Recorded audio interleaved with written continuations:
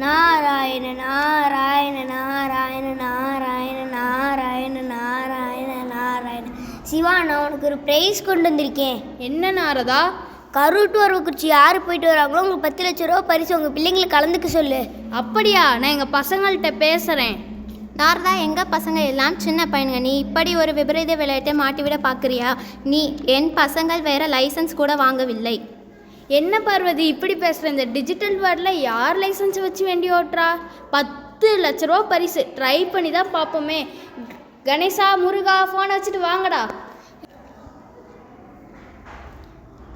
சொல்லுங்க டாடி. நாரதர் மாமா வந்திருக்காரா? இவர் வந்தாலே 7:30 தான். இன்னைக்கு என்ன 7:30 கொண்டு வந்திருக்கிறாரோ? டேய், ஏன்டா இப்படியெல்லாம் பேசுகிற?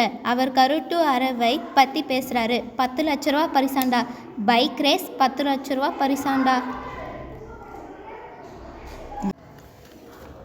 அப்படியா? நான்லாம் ரெடிப்பா. நான் மட்டும் என்ன, நானும் ரெடி தான். 10 லட்சம் கிடைச்சா அதை வச்சு பெரிய பைக் வாங்கணும்ல. பேசுகிறான் பாரு பொடி பையன். வாடா, யார் ஜெயிக்கிறாங்கன்னு பார்த்துக்கலாம்.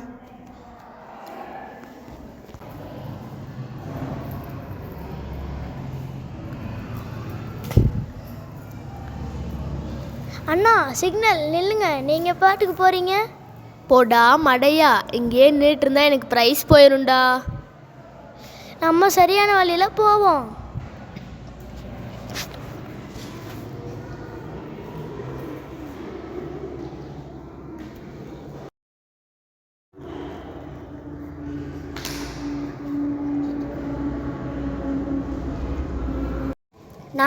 நாராயண பசங்க வந்துட்டாங்களா? வந்துட்டுருக்காங்களாம். அப்பா, நான் முதல்ல ஏவிஎம் ரீச் பண்ணிட்டேன்ப்பா. உங்கள் புள்ள ஒன்றும் ரூல்ஸ் பேசிட்டு அங்கேயே நின்றுட்டுருக்கான். என்னை பாருங்கள், இந்த வெயிலில் கூட ஹெல்மெட் போடாமல் வந்திருக்கேன். You are my son. அப்பா, கொஞ்சம் மிஸ்ஸாக இருந்தால் அண்ணனுக்கு அடிபட்டிருக்கும்ப்பா. அவ்வளோ வேகமாக வந்தான்ப்பா.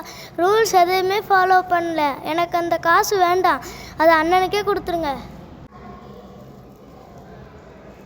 சபாஷ் முருகா, இந்த பரிசு உனக்கு தான். யார் எப்படி வராங்கன்றது முக்கியம் இல்லை.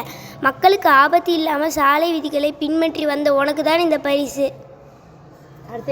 நன்றி மாமா. தலைக்கவசம் உயிர்கவசம்.